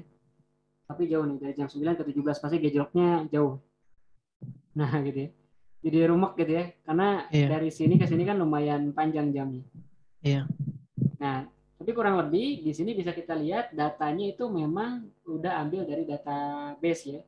Nanti mungkin pas di pertemuan yang terakhir Mas akan ditunjukin ada satu elemen untuk ngefilter ya, ngefilter date time-nya. Jadi misalkan Masnya pengen show 3 jam terakhir atau show di rentang tanggal berapa sampai tanggal berapa. Tapi karena bagian itu lumayan kompleks, jadi kita keep di bagian terakhir biar nggak terlalu kompleks di bagian hari ini gitu ya. Nah, iya Mas. untuk sekarang ya nggak apa-apa lah kita tumpukin dulu kayak gini kalau datanya banyak gitu ya. Tapi dengan kayak gini, pas pertama kali kita load, ini datanya udah ASIS. Termasuk juga data default untuk yang si ini ya, gaugnya ya. Kalau kita lihat kan lastnya untuk yang si humidity 55 ya. Di sini juga 55. Kalau temperatur yang kita update barusan terakhirnya 28, ini berubah 28. Karena pada saat ngeload pertamanya nih, di yang home.py-nya, nah ini kan untuk data sensor data yang lain chartnya ini kan ngambil dari database, yang gaugnya juga dia ngambil dari database ya, dia nge-query nih, base query filter, diambil satu data gitu ya, yang device type-nya temperatur, terus dimasukin datanya ke sini gitu. Nah tapi kalau isinya nggak ada gitu ya, kosong, ya dia bakal isi default value 25. Untuk yang humidity juga sama, dia query untuk yang device type-nya humidity, ambil satu, kalau ada masukin ke field value-nya mas, kalau nggak ada di fallback ke 0. Makanya di sini resultnya dia ngikutin ya. Nah tapi sekali lagi yang bagian soket IO-nya kita masih pakai data random. Nah ini nggak apa-apa, kita biarin ASIS dulu. Kalau kita play, ya datanya gerak sih, cuma kalau bisa refresh gitu ya mas, nah yang barusan jadi hilang gitu ya. Ini biar enak mungkin tanggalnya kita jamnya kita geser 9 jam 9 lah ya. 9.50 misalkan. Nah kayak gini ya. Nah ini kalaupun misalkan kita play, walaupun ini defaultnya udah ngambil dari udah ngambil dari database, tapi karena data yang dikirimin dari si soket IO juga masih data random, nggak disimpan ke database ya mas. Ketika kita refresh kan dia hilang ya, balik lagi tuh as is seperti yang terakhir ada di database. Nah selanjutnya nih mas, kita akan bahas bagaimana caranya kita bikin message yang dikirimin dari soket IO-nya itu persisten. Gitu. Jadi walaupun kita refresh kayak barusan, yang udah kita play ini misalkan ada data baru gitu masuk kayak gini ya, kita refresh itu data yang sebelumnya itu tetap ada ke capture. Gitu. Tapi sebelum kita masuk ke bagian itu, ada yang mau ditanyakan dulu? Itu tetap adanya kesimpan di database atau kesimpan di ininya aja mas? Di database kita masukin, kita insert ke data model sensornya ya. Oh gitu ya ya. Jadi mau servernya mati pun datanya udah ke keep di database gitu. Iya ya. Oke. Nah, untuk part itu makanya kita selanjutnya akan bahas tentang persistent message mas, gitu ya. Jadi persistent message ini bisa dibilang konsepnya lumayan penting karena yang kita lihat sekarang kan soket I/O-nya itu kita load gitu ya data random walaupun data random ya. Tapi datanya tuh hilang kalau kita refresh gitu ya. Nah, terus gimana sih mekanismenya sebenarnya untuk ngelakuin biar jadi persisten ya? Nah, ini diagram yang tadi di awal cara komunikasi dari sisi view atau server side ke template atau di sisi klien ya, Mas. Kalau dia pengen persisten, data yang dikirimin dari sisi server ke browsernya itu nggak hilang gitu ya. Alurnya itu jadi seperti ini, Mas. Pertama ada start button, tetap ada signal emit start ya. Di sisi server side ada socket I/O event handler gitu ya untuk listen start atau update. Nah, kalau ada signal start atau update, dia panggil untuk save data. Setelah nge-save data, dia load data yang di-save barusan, terus di-emit balik data yang di hasil dari di-save, di-emit ke sisi client side atau di-emit ke sisi browser gitu ya. Nah, sehingga nanti ketika ada request data baru, sama nih alurnya bakal dia save data baru lagi, load datanya terus emit. Walaupun yang di-save di sini masih data random ya, tapi data randomnya sekarang udah ke save persistent. Jadi kalau pertama kali diulangi gitu ya, di start ada emit signal start gitu ya, nge-save data, datanya di load, di emit balik ke browser. Request lagi, terus tuh bakal terus-terusan di save dan terus di emit ke browser. Sehingga karena ini udah di save di database ya Mas, di tabelnya sensor, ketika kita reload halaman index.html-nya atau halaman dashboard-nya, maka datanya bakal pakai data yang terakhir udah disimpan via si socket I/O handler-nya ini gitu ya. Nah, jadi persisten lah, nggak hilang. Nah, skenario-nya kayak gitu. Cuman di sini, sepertinya Masnya lihat gitu ya, prosesnya itu kan serial ya. Jadi ketika ada event masuk, dia save data dulu, dia load data, baru dia emit. Nah, di satu kasus, posisi ini bisa aja locking. Misalkan nge-save datanya jadi lama dan lain sebagainya. Tapi untuk sekarang nggak apa-apa, di pertemuan ini kita biarin as is. Karena dengan data kecil sebenarnya nggak akan kerasa ya, cepat-cepat aja. Nah, bagaimana caranya mengimplementasikan alur ini, Mas, di aplikasi yang kita punya sebelumnya gitu ya, biar dia nge-save data dulu, setelahnya di load data baru di emit ke browser. Nah, ini kita perlu membangun sebuah kelas baru, ya, membangun kelas baru namanya sensor data factory, Mas. Bebas sebenarnya namanya apa, tapi saya kasih nama sensor data factory. Jadi si kelasnya ini sebenarnya bertujuan untuk membantu kita mengenerate data ya, karena sekali lagi masih data yang di generate itu masih random gitu ya. Terus insert datanya ke database. Nah, ini contohnya ya di part bagian sini. Karena ini kebetulan ada cuma 2 series data ya, temperatur sama humidity, berarti sensor data factory-nya seperti ini.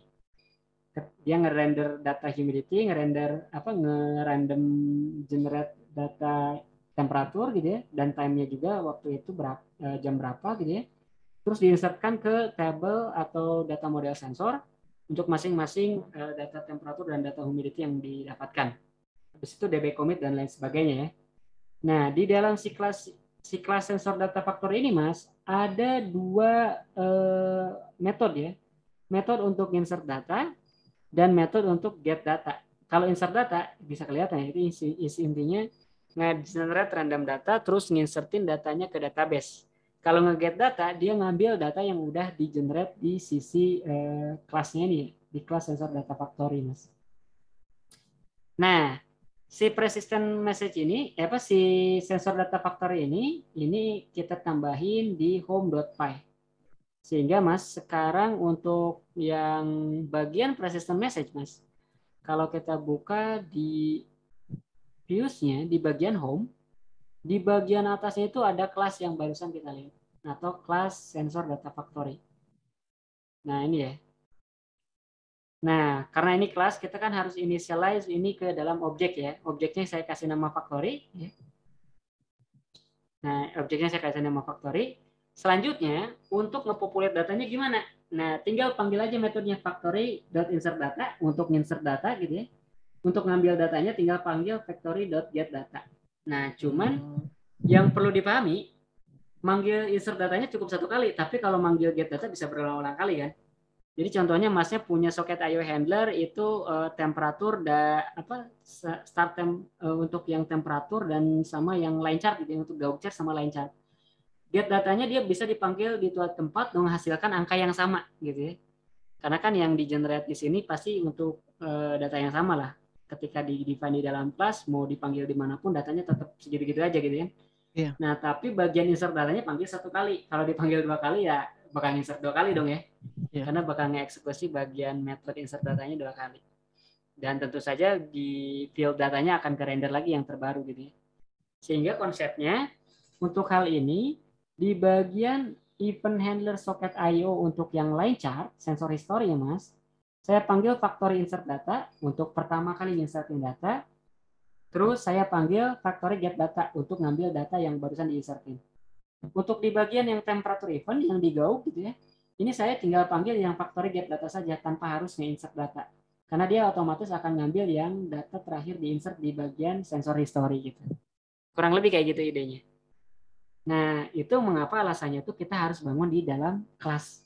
Karena mekanisme kayak gini biar bisa di-sharing gitu objeknya cuma bisa possible kalau bentuknya kelas gitu ya. Cukup lihat? Iya Mas, ini yang saya bingungin dari kemarin ya, kalau dapetin data tapi nggak pakai tombol submit. Nah, iya betul. Iya, Betul. insert data itu ya. Betul. Nah, ini tinggal di kayak giniin aja gitu ya. Tinggal tanpa disubmit, dia pokoknya ada event handler, dia ngerender, nge-save data ke database. Jadi tiap kali ada request up data dari browser, dia nggak bakal nge-populate data lagi tuh bakal nginsertin data baru tuh ke dalam si database. Iya. Nah, ini kita tinggal running aja nih, kita lihat bener nggak, kita buktiin gitu ya, seperti yang barusan. Nah, ini tinggal kita run.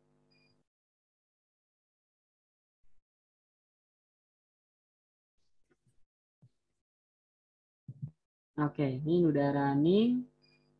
Sekarang kita refresh nih. Nah, ini ada data terakhir ya di sini, ada lumayan banyak nih. Iya. Nah, kita sekarang coba start ya. Ini bentuknya terakhir kayak gini, mungkin kita perlu ingat-ingat dikit. Terus kita start. Kita start seperti apa, bebas gitu ya. Terus kita refresh. Nah, dia masih ada datanya. Atau mungkin karena ini ada data sebelumnya gitu ya. Saya clean up dulu si data yang sebelumnya kesimpan di dalam database.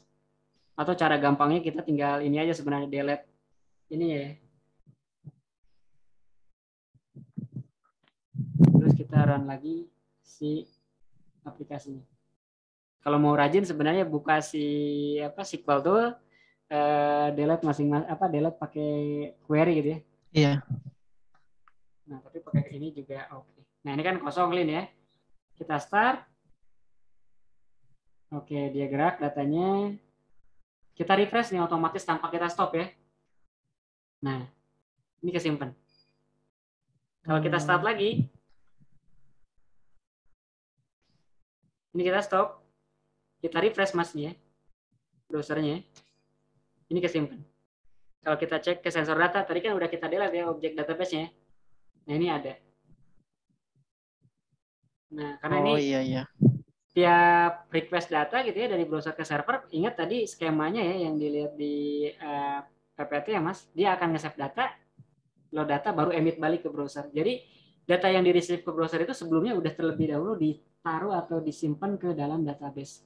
Makanya ketika kita refresh pun akan ada data terakhir yang dikirimin ke browser itu eksis di database dan bisa kita lihat kembali gitu ya, kita lihat kembali. Memang itu otomatis nggak langsung continue start streaming lagi ya, karena dia ke-stop kan si eventnya, jadi pingpongnya itu nggak lanjut gitu ya. Gara-gara kan mekanisme update-nya kalau kita lihat di sini kan dia pakai pingpong ya, dia request, dia request lagi, dia dapat. Kalau dia nggak request lagi, ya server nggak akan ngirimin balik kan. Gitu. Nah, Mas itu sleep-nya 2 second ya Mas ya? Sleep ini ya. Coba kita lihat. 1 detik sih. Tapi kadang-kadang skip gitu ya. Oh iya. Karena ada jeda pemrosesan dia untuk insert apa segala macam, mungkin jadi secara delta lebih dari 1 detik ya. Walaupun memang di bagian sininya kita contohnya lihat di view gitu ya. Di bagian soket I/O di sini jelas kita slip 1 detik gitu ya. Tapi 1 detik ini kan hanya untuk nahan. Dia perlu waktu untuk ngeproses ngirimin data, nginsertin ke database, itu jadi akumulasi waktu sendiri kan. Gitu. Mas coba lihat yang pas insert datanya itu, Mas. Boleh. Itu ada di bagian home.py di bagian atas. Nah, ini di sensor data faktor ya. Di metode insert data. Ini cuma random, baru random. Nanti bayangin kalau misalkan udah data beneran dari eksternal, dari sensor gitu ya. Si insert datanya itu kita kasih parameter, temperatur berapa, humidity berapa, sensornya apa gitu namanya gitu ya. Jadi nggak di hard coded kayak gini, nggak di random variable kayak gini. Nah, ini untuk simplifikasi aja dulu. Iya, kan itu kalau misalkan disimpan setiap berapa detik, pasti nanti database-nya kan gemuk banget ya, Mas ya. Betul.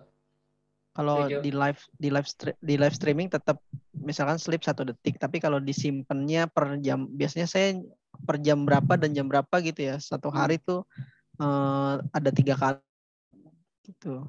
Oh, oke. Sebenarnya kalau saya lebih prefer untuk streaming mau 1 detik sekali nggak masalah. Iya. 1 detik sekali nggak masalah. Bahkan nyimpen ke database mau nyimpen 1 detik sekali nggak masalah. Yang jadi masalah ketika itu database-nya dipakai lama, pasti growth-nya cepet banget. Gitu kan? Nah, saran dari saya, ketika kita pengen gunain itu untuk, katakanlah naruh 1 detik 1 kali, 1 detik 1 kali gitu ya, ke database-nya gunakan time series database. Time series database, Mas. Gimana? Jadi database yang kayak kita sekarang kan kita pakai SQLite nih untuk menampung datanya ya. Iya. Nah, selain SQLite kan ada MySQL gitu yang umum, RDBMS. Tapi ada database khusus untuk menampung data time series. Oh gitu. Ada, namanya ada banyak sih, ada TSDB, ada InfluxDB, ada CreateDB. Aneh-aneh karena memang tidak populer karena use case time series kan terlalu spesifik ya.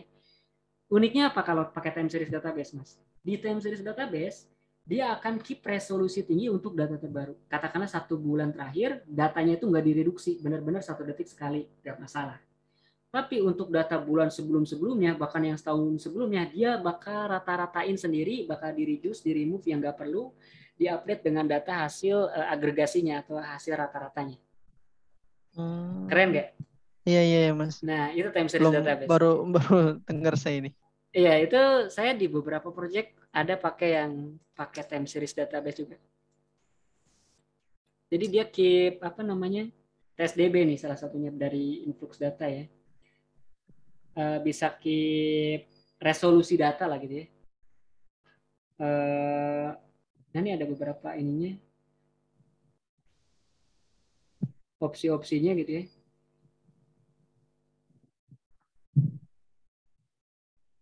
Nah, ada banyak lah. Tapi salah satu fitur yang menariknya tuh itu gitu ya. Bisa reduce volume atau data yang dulu-dulu kan otomatis kalau detail udah pasti nggak perlu ya. Tapi kalau rata-rata mungkin masih perlu gitu kan. Rata-rata harian, misalkan yang 1 tahun sebelumnya rata-rata harian mungkin perlu. Tapi kalau rata-rata per jamnya kayaknya nggak perlu gitu kan. Nah, sehingga menarik nih si time series database ini. Ya Mas. Kalau sebelumnya saya begitu sih, jadi live tetap, tapi disimpannya setiap jam 2 sore, jam 9 malam, dan jam 3 pagi misalkan gitu. Berarti jadi secara 1 hari itu cuma 4 data gitu ya? Ya. Nah, ini mungkin untuk gambaran nih Mas. Saya juga ada nih di rumah gitu ya. Di server rumah, server kecil, servernya itu cuma 1 GB RAM ya. Dia pakai MySQL sayangnya gitu ya, udah terlanjur datanya banyak, udah hampir 600.000 data gitu ya, dikirim 1 menit sekali. Nah ini dashboardnya itu pakai Grafana, ini saya kirim sejak tahun 2019, tapi ada downtime, ada kadang saya nggak matiin gitu, ada matinya gitu ya, ada berapa bulan, terus ini saya masih running lagi gitu, untuk data temperatur. Nah, ini dia dashboardnya itu pakai Grafana. Dia nggak pakai soket I/O. Jadi ketika kita buka kayak gini, Mas, dia tuh nge-select sebanyak gini data nih, 652.000 message gitu ya. Data point. gitu. Ini untuk temperatur.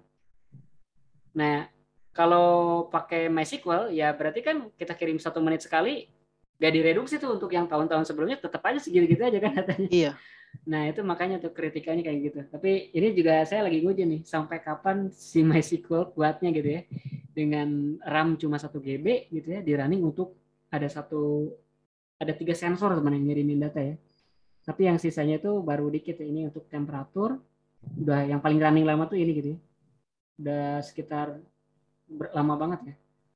Ada yang CO ya kalau nggak salah ya. Tapi namanya apa gitu ya. Ada yang PM2,5. PM2,5 itu debu ya. Cuma karena RAM-nya 1 GB, ketika pertama kali kita buka untuk dia nge-load, berat banget kayak begitu. Berat ya, iya. Tapi kalau dia nginsert logging biasa, ringan tuh, karena kan dia cuma nginsert select tuh, karena select tuh biasanya kan locking ya. Ngunci database-nya untuk allocate space, nge-transfer dari database storage ke aplikasi dashboard-nya. Nah ini aplikasi dashboard-nya juga pakai yang udah jadi, namanya Grafana. Jadi nggak bisa kita apa-apain lagi gitu ya. Gitu. Cuma kita bisa tata letaknya aja diubah. Kayak mungkin masih pernah pakai, ya kayak kita di Excel gitu ya. Datanya kita sediain, klik kanan, generate chart gitu ya. Oh iya. Gak terlalu fleksibel, tapi kalau untuk nampilin doang masih bisa. Nah, itu tuh kembali lagi seperti yang saya bilang, mungkin skenario-nya ada macam-macam. Di kasusnya Mas, bisa juga kayak gitu, kita ambil rata-rata, baru kita simpan ke database, itu bagus. Kalau memang kita nggak perlu benar-benar 1 detik disimpan ya. Nah, karena kan terlalu ekstrim kalau tiap detik disimpan gitu kan. Yeah. Sebenarnya tiap use case-nya juga sebenarnya kayak temperatur gitu ya. Nyimpan data tiap menit itu nggak perlu, karena kalau temperatur lingkungan itu kan secara drastis akan berubah di rentang 15 menitan gitu ya. Rentang 1 menit itu bahkan mungkin skalanya itu nggak kelihatan gitu. Nggak terlalu worth untuk diamati perubahannya.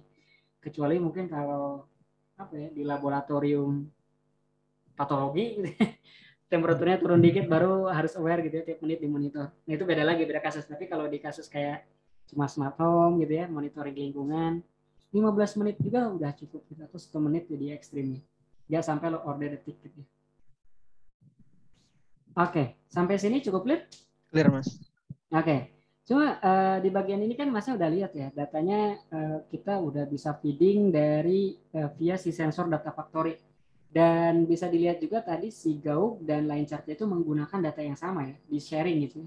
Data yang di-insert ketika nge-populate data sensor data history, juga di-sharing datanya ke si Gauk chart. Bahkan kalau ada chart lain ya bisa kita gunain juga gitu, get data lagi. Tapi yang dilihat di bagian ini kan ini masih random data. Nah, kita akan coba buat si sensor data factory ini biar bisa receive data dari eksternal. Tapi receive data dari eksternal itu dari mana gitu kan? Kita bingung. Berarti kan harus ada pintu masuknya. Kalau kayak di aplikasi kan ini ada menu sensor data, ada formnya yang masukin gitu kan? Iya. Tapi karena ini untuk data temperatur, gak mungkin kita pakai form gitu. Datanya aktualnya itu kita ngirimin dari sensor beneran gitu kan? Nah, sehingga agar biar aplikasi kita bisa terintegrasi dengan lingkungan luar, di luar aplikasi webnya, kita perlu teknik integrasi. Yang paling umum itu menggunakan HTTP API, Mas. Nah, ini yang akan kita bahas selanjutnya. Jadi, bagaimana caranya dari luar Flash yang kita punya, aplikasi web app yang kita punya, gitu ya, bisa mengirimkan data gitu ya, entah data sensor atau data apapun gitu ya, dikirimin, diterima sama si sisi Flash di sisi web app-nya. Nah, ada 2 hal yang akan kita bahas terkait create API, HTTP API, terus tentu saja dia receive data, terus bakal nginsertin ke sensor model gitu ya. Setelah itu kita coba akan ngepost data menggunakan Postman. Belum pakai real kayak ESP8266 atau device IoT gitu ya. Mungkin di pertemuan terakhir nanti, di sini nanti kita akan coba push pakai Postman. Tapi dengan kayak begitu pun sudah mensimulasikan, bayangkan kayak Postman itu adalah device yang nge-push data gitu. Nah, selanjutnya bagaimana sih topologi atau HTTP API bekerja gitu. Jadi HTTP API ini secara bentuk itu sama seperti route-nya Flash web app biasa, Mas. Route untuk halaman home, route untuk halaman index gitu, atau about gitu ataupun halaman lain. Cuman perbedaannya si HTTP API yang kita bangun di aplikasi Flash ini, Mas, dia itu kita gunakan untuk nerima data dari sensor. Nah, ini contohnya kita ada punya sensor-sensor gitu ya. Ini ada web app yang kita bangun, di dalamnya ada API yang kita expose. Nah, masing-masing sensor ini dia akan ngirimin data temperatur, humidity, atau data sensor apapun gitu ya, dikirimin ke sisi server dengan skema seperti ini. Nah, sehingga nanti berarti di sisi API ini dia harus punya capability untuk receive data gitu ya. Receive data yang dikirimkan sensor, udah terima datanya, dia bisa insertkan ke dalam database via tadi sensor data factory itu ya. Nah, bagaimana cara implementasinya? Nah, sebelum diimplementasinya kita lihat skemanya ya. Jadi existing kan kita punya home.py dan index.html ya Mas, yang di dalamnya tadi kan untuk save dan load data. Karena sekarang kita pengen save datanya itu nggak pakai data dummy, dan otomatis kan kita nggak akan generate pas bagian ada request data dari browser ya. Nah, sehingga bagian save data di bagian event handlernya socket.io itu kita take out. Di bagian sini cuma load data doang. Berbeda dengan atas kan ada save datanya ya Mas, baru load data. Nah, di sini hanya load data baru dibalikin. Terus save-nya pas kapan? Nah, untuk save-nya itu Mas, kita create file baru namanya api.py ya. Ini di views aja, di folder views nggak apa-apa. Sebenarnya di implementasi lain, kalau API yang kita bikin banyak ya Mas, itu Word kita bikin folder terpisah namanya API gitu, sejajar dengan folder views, template dan folder-folder lainnya. Nah, tapi karena ini cuma satu, kita kasih nama aja api.py, kita masukin ke folder views ya. Nah, struktur karena tadi seperti yang saya bilang Mas, HTTP API itu sama seperti simple Flash route. Nah, cuma bedanya yang di return-nya itu bukan template HTML yang kita render, misalkan ada menu bar dan lain sebagainya gitu ya, bukan yang di render itu bukan seperti ini gitu yang dia kembaliin dari si route-nya. Tapi yang dia balikin itu cuma simple JSON message. Hanya seperti sukses 200, udah kayak begitu. Tapi purpose-nya itu bisa untuk ngirimin data dari luar ke dalam. Ataupun juga output-nya bisa berupa JSON yang kompleks. Misalkan kalau API-nya untuk nge-retrieve data ya. Ngambil data dari server via API, nah output-nya bisa berupa JSON. Tapi memang HTTP API ini dia lumayan standar, kebanyakan orang pakai output-nya itu dalam bentuk JSON. Nah, untuk path-nya sendiri, Mas, nama path-nya sendiri rada unik ya. Kalau sebelumnya kan kita bikin path untuk view yang kita punya, misalkan view yang home, ya udah slash doang. Yang user, ya slash user gitu kan. Halaman role, ya slash role gitu kan. Nah, tapi kalau untuk API, biasanya kita namain seperti ini, Mas. Slash API, slash P1, slash nama modelnya gitu ya. Nah, slash metodenya apa. Sebenarnya di penamaan API ini bisa bebas aja ya, tapi kalau bisa distandarin kayak begini. Nah, dengan kayak begini kita bisa gampang merecognize ini API yang kita pakai itu versi berapa, itu satu. Ini path-nya API atau bukan, itu dua. Ini API-nya itu akan efektif atau insert atau nge-retrieve data dari modul mana atau model mana gitu ya, table mana gitu ya. Dan metodenya apa, post atau get gitu ya. Makanya formatnya seperti ini. Nah, kalau V1 berarti nanti ada V2, ya bisa aja kan? Karena bisa aja misalkan Masnya ada modifikasi API, misalkan jadi V2 yang tadinya parameternya 3 jadi 4 gitu ya Mas. Tapi kan kalau pakai API nggak sekonyong-konyong kita tambahin jadi 4. Yang V1 misalkan kita udah di production, ada yang lagi connect nih pakai API versi 1 gitu ya. Tiba-tiba kita tambahin satu parameter gitu ya. Yang existing yang lagi connect gitu ya, entah apa yang lagi connect ke sistem kita gitu ya, misalkan ada sensor atau apa, dia taunya cuma 3 parameter, ketika dirubah jadi 4 dia pasti jadi error kan, karena kurang satu. Nah, makanya itu kita wajib nambahin versi di sini. Ketika ada pengen perubahan, V1-nya kita ganti jadi V2 gitu. Jadi nanti di production tuh ada 2 API, versi 1 yang lama, versi 2 yang baru. Nah, sehingga aplikasi bisa kita deploy duluan, sensor belakangan nih kalau mau ngupdate sesuai dengan spesifikasi yang V2 gitu kan. Nah, skemanya bisa kayak begitu. Nah, kebayang kan? Iya, Mas. Jadi bayangin Masnya di implementasinya tuh udah di public gitu ya, web app-nya gitu ya, API-nya udah di public, ada 100 sensor connect. Nah, Masnya pengen ngerombak API gitu ya. kalau dirombak saat itu juga strukturnya berubah, ke 100-100-nya bisa jadi nggak akan connect langsung gitu ya. Mungkin data jadi hilang dan lain sebagainya. Tapi kalau di versi yang kayak begini, ya ada jeda nih. Di deploy dulu ke server, ada versi 2, baru tuh satu-satu diarahin dari versi 1 ke versi 2 gitu ya, dirubah koneksinya. Iya. Idenya kayak gitu. Nah ini ide skemanya ya Mas. Kita akan bangun si API.P-nya kayak gini, akan ada route untuk API post nerima data sensor yang malam ini baru kita simulasiin kirimin dari Postman, terus kita save ke dalam database. Nah, apa yang ada di dalam si API.Py? Seperti yang saya bilang, API.Py ini adalah simple flash route ya, jadi app route biasa, tapi path-nya ini seperti yang tadi kita definisiin. Metodenya post karena hanya untuk mereceive data yang dikirimkan sensor ya.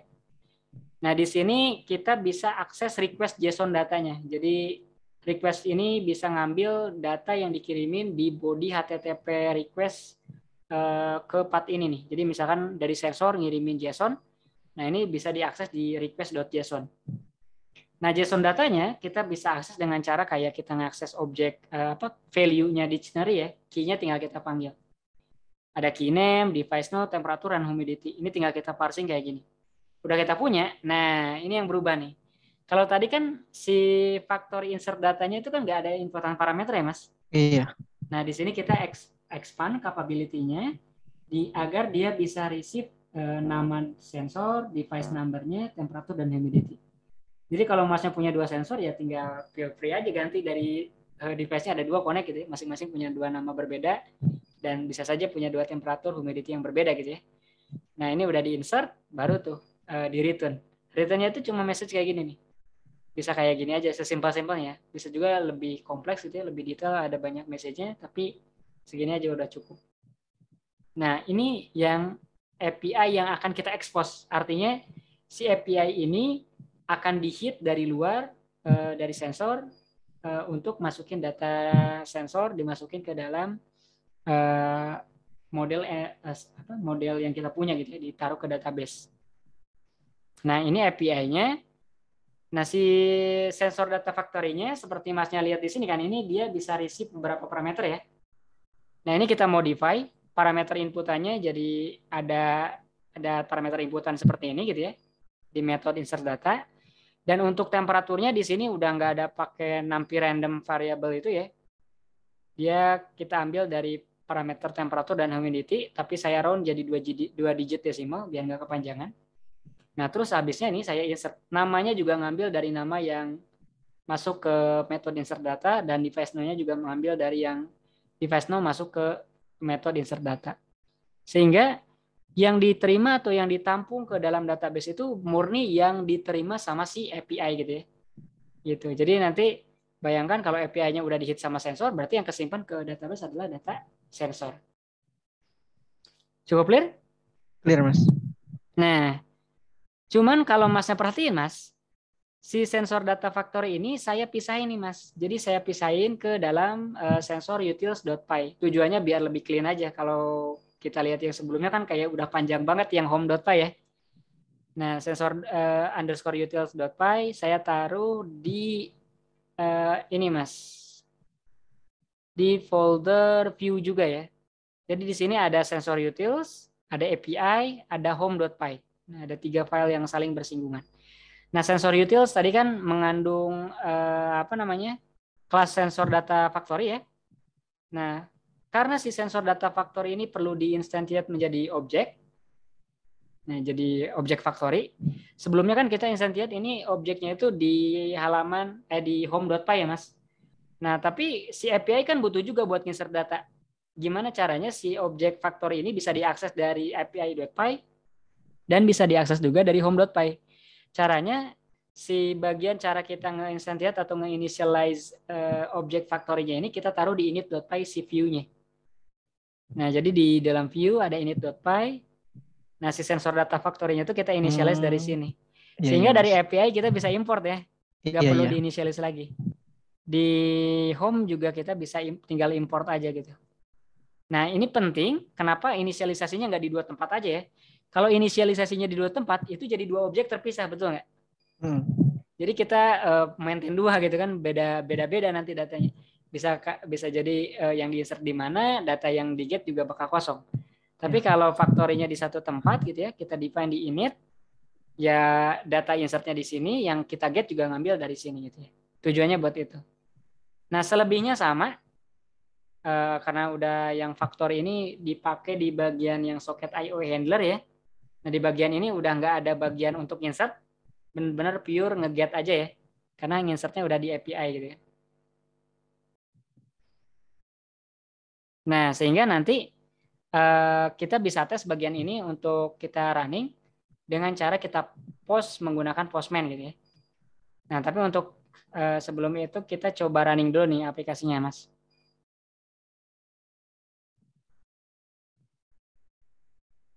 Kita close. Oke. Kita running.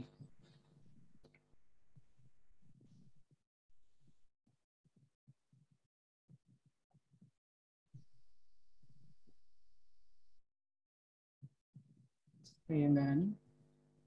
Kita ulangi aja.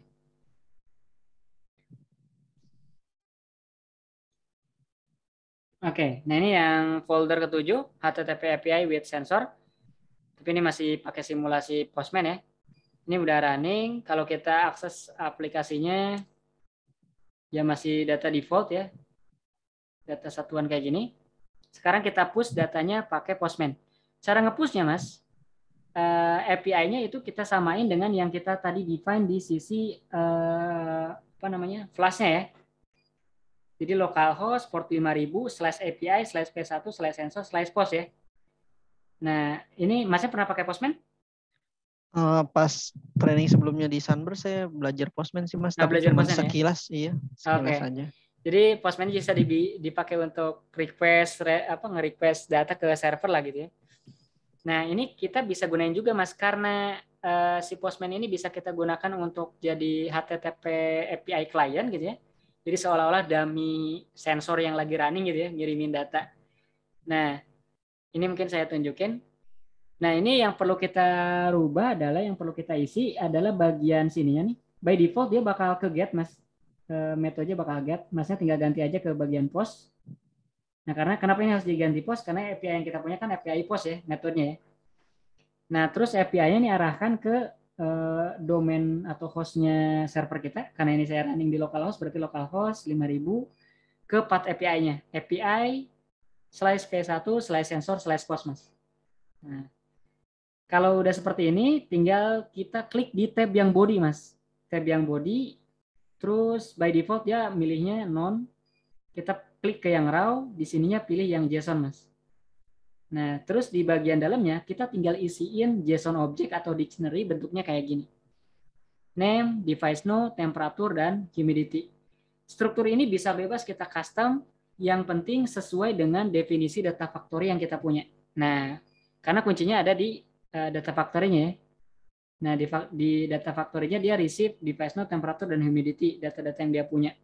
Di API juga kan dia expect ada field name, device node, temperature, dan humidity. Jadi paling tidak ada 4 field ini nih di JSON ya. Makanya di sini saya kirimnya seperti ini. Nah, kalau saya klik send, seperti ini gitu ya. Nah, kalau ini saya refresh, ini belum otomatis, ini langsung masuk data 1. Ini mungkin default tadi data yang siang ya. Ini biar gak gejlok, kita delete aja. Oke, kita running lagi.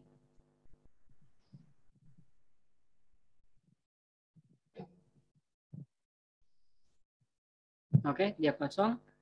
Terus kita send lagi ya, data yang temperatur 27,5, humidity 67.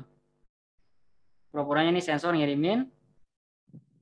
Di sini kalau kita refresh, nah ada datanya masuk gitu ya. 67, 27,5. Iya, Mas. Nah, ini kan belum streaming ya. Kalau saya klik klik di bagian sini.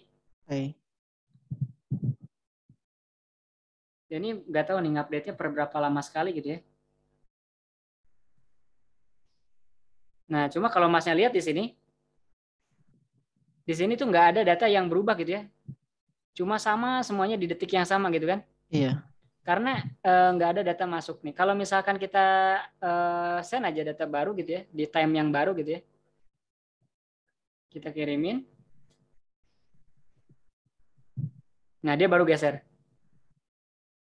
Mungkin sambil saya kecilin ya.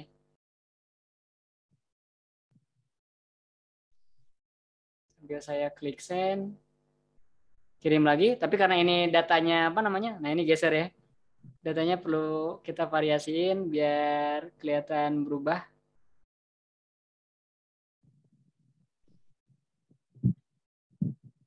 Bodinya nggak kelihatan. Misalkan ini jadi 30 gitu ya. Ini jadi 72 ya Mas. Kita send. Nanti juga berubah ngikutin.